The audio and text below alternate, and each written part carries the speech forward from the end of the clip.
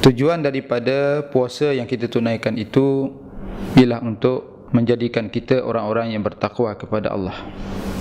Di antara ciri yang terpenting daripada kita menunaikan puasa ini ialah ciri maqam atau maqam ihsan yang telah disebutkan oleh Nabi sallallahu alaihi wasallam di dalam hadis yang lain, an ta'budallaha ka'annaka tarahu fa illam takun tarahu fa innahu yarak.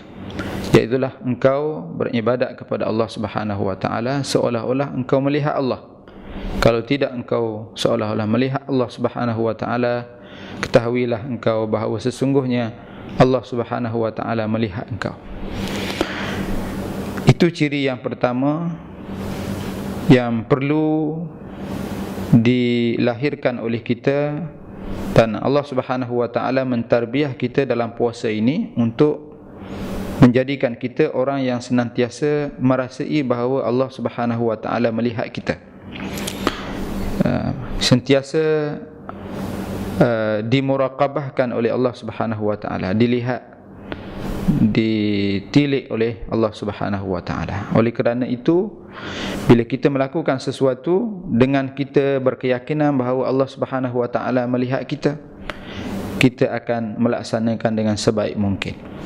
Kita tidak akan buat sesuatu yang bertentangan dengan apa yang telah dilarang oleh Allah Subhanahu wa taala.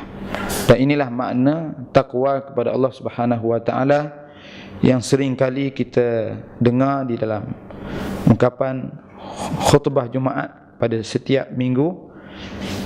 Bertakwalah kamu kepada Allah Subhanahu wa taala dengan melakukan semua yang disuruh oleh Allah Subhanahu wa taala dan meninggalkan segala yang dilarang oleh Allah Subhanahu wa taala kepada kita.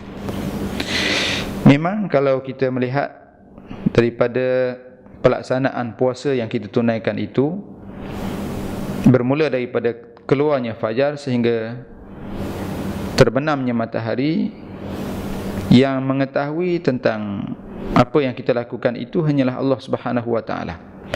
Kerana puasa ini hanyalah meninggalkan makan dan minum, dan tidak ada orang yang dapat mengetahui kita makan ataupun minum di luar daripada sepanjang hari bulan Ramadan ini, bermula daripada keluarnya fajar sehingga jatuhnya matahari. Hanya Allah Subhanahu wa taala yang mengetahui.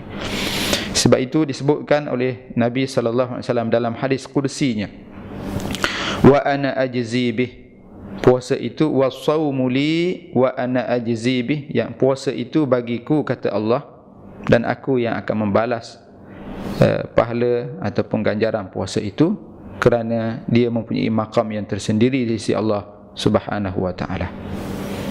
Sekian, wassalamualaikum warahmatullahi wabarakatuh.